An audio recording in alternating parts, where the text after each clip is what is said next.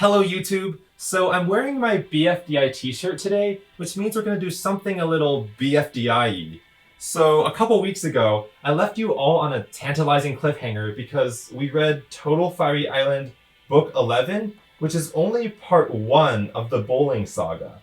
So let's resolve that cliffhanger by finally reading Total Firey Island Book 12, which is part 2 of the bowling saga. Oh my god. But before I get into it, I want to talk about an interesting factoid about TFI that I discovered recently.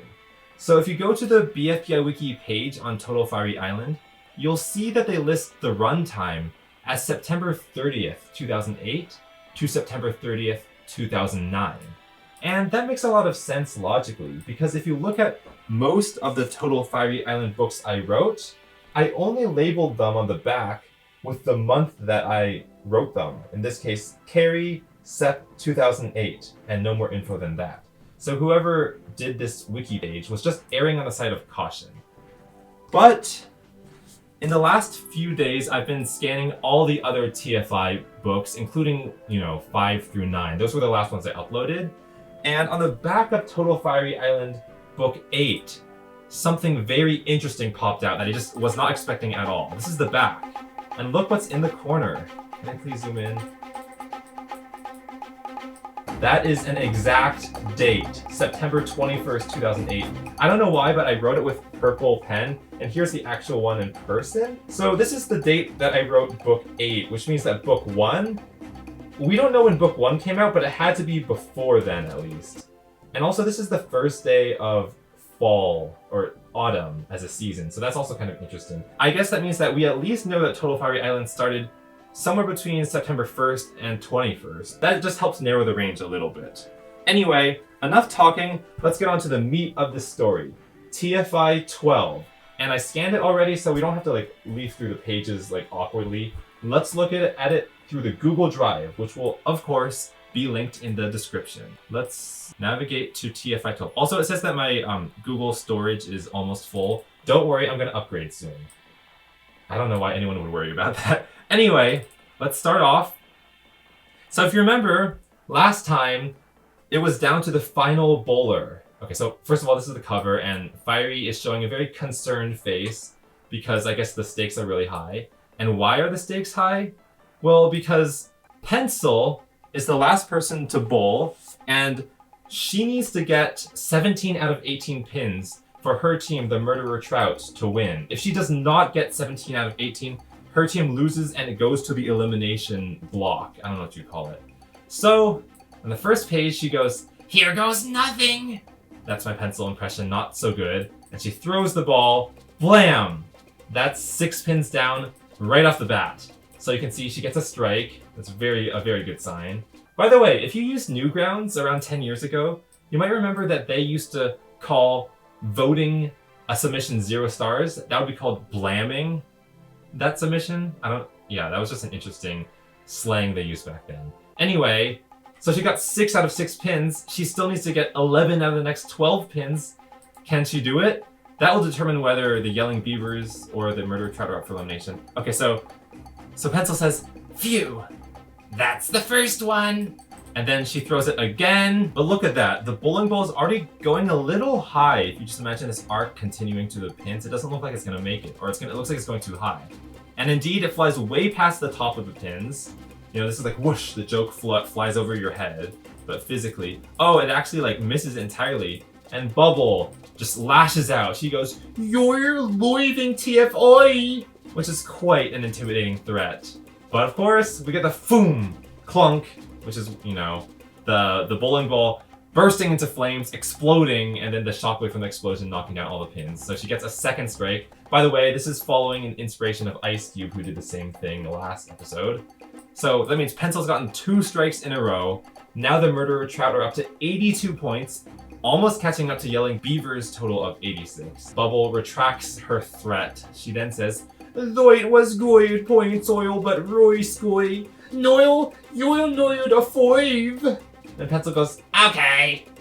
And she, without even preparing or calming herself down, she just throws that bowling ball, almost like it's not dribbling, but bouncing on the ground. And it moves towards the pins, but look, it's already skewing to the left. That is not a good sign. She needs a 5. That is not looking like 5 material to me. So next page. Okay, by the way, this episode is filled with lots of drama and tension. So Snowball, being the jerk he always is, says, "Ah, that won't knock any pins!" Which is totally a mean thing to say, even though he is on the opposing team. And then it bips the pin on the left, which is... Bipping is a very pathetic sound. Then it wobbles, then Bubble's like, like out of nervousness. And then it wobbles the other way, then Ice Cube's also making a nervous face. First pin falls down, it actually hits the second pin. So we're talking about chain reactions. Match is also looking intensely. 3 pins are now knocked down. Then the announcer goes, "The MT are 1 point behind," in his announcer voice. And then a 4th pin knocks down. This chain reaction just does not seem to stop. The announcer says, "Now tied," which is really good news for the Bubble team, the Murderer Trout. Okay, so now we're looking at the 5th pin to fall down. Coiney's intensely looking in with a weird face with a very TV frown. The final pin, the 5th pin. Snowball is also like, "Ugh," and then clunk. Pencil goes, "Will did it!" She has a lot to be proud of because she just won this whole competition for her team single-handedly. So the announcer says, "The Murderer Trout win a 3rd time in a row. The first time someone has done that. As for you, Yelling Beavers, one you'd like gone." So, the team of Match, Snowball, and Ice Cube, they're up for elimination.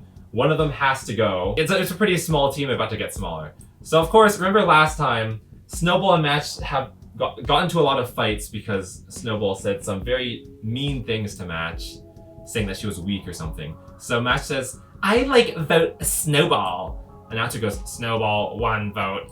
And then Snowball, really loudly, with giant text, goes, "Match!"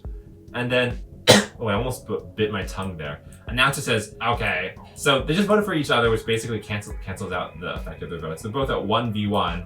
So it all comes down to the floater Ice Cube, the innocent third party, like the Switzerland of World War II. She didn't want to get involved, but now she has to decide. Well, Ice Cube, whoever you choose, leaves total Firey Island. Then Ice Cube is nervous. She looks to the right, and Match is like, "No." Then she looks to the left, and then Snowball says, "I could punch you." That's so diplomatic, Snowball. Very good. Very nice of you. And then, oh, Match is bringing down her thumb. She's really bringing out the gestures. Snowball should, go. "I could help you. She can't." Then Match reminds Ice Cube of Snowball's misogynistic past.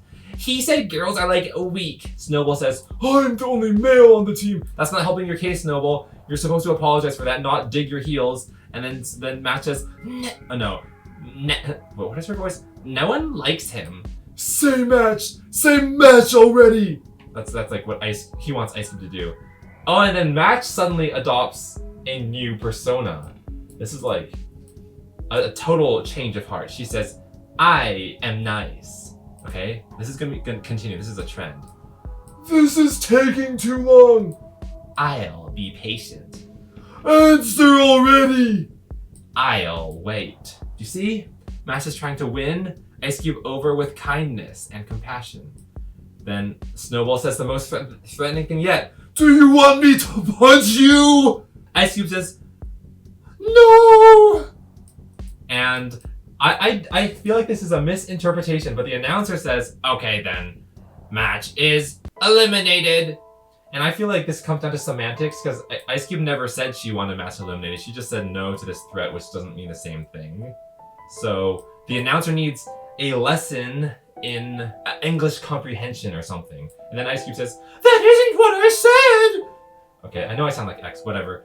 Now, I want to point out something interesting.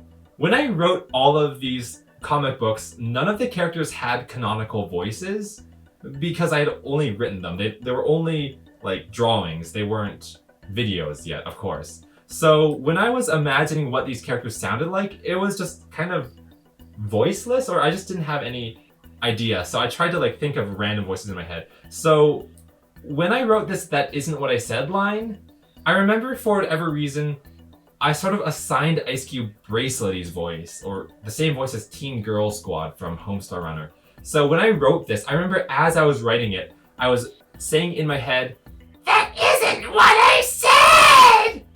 Just because I thought it sounded funny and like the rhythm of it with the emphasis on said, it just sounded funny to me, so I just imagined Ice Cube having that voice. And as we all know, within the next 10 months, Michael and I decided to give Ice Cube a much more pleasant voice. Oh, I remember that. I am so gonna get revenge on her. I am so gonna have a nicer voice than Teen Girl Squad! That isn't the voice we stuck with, but at the time in 2008, that's what I imagined, which I think is very interesting. And then we get to the little summary of what happened. The Yelling Beavers versus the Murderer Trout, and Match gets eliminated. Even though Ice Cube didn't really vote for her, the world isn't a fair place. It isn't a just place, and things like this happen. Spoilers for Total Drama Island Season 1 are coming up. If you haven't seen Total Drama Island Season 1, click off this video now. This kind of reminds me of Lashana being eliminated in Total Drama Island, you know, when they were in the like eliminated person's resort and everyone started saying Lashana without knowing they were voting for her. They're just saying, "Don't say Lashana," and that kind of just votes for her. Justice for Lashana. She shouldn't have gotten votes for that, but again, the world is not fair. So in the same way, Max got eliminated, and now there's only 2 Yelling Beavers left, which is crazy because they used to be the more dominant team. And now the Murderer Trout, who are the underdogs, now have 3 members, so they have suddenly risen to power. And you can see that on the ordering down here of the T, T, B, T, B, B, T, T, B, B, B. It's because of all these 3 Bs in a row that the Yelling Beavers are behind, because this is the order that, like, they lost contests. So we're down to our final 5. Snowball, Ice Cube, Coiny, Bubble, and Pencil. And we will see how they fare in Total Firey Island Book 13, which is indeed in here. I'm not going to show it yet, but yeah, it's getting down to the wire. There's only 6 books left. This one is the first book that was written in October 2008, so I must have taken at least a week-long break. Which means that this is also getting quite deep into my middle school life. Thank you for watching. I'll see you all later. Bye, guys.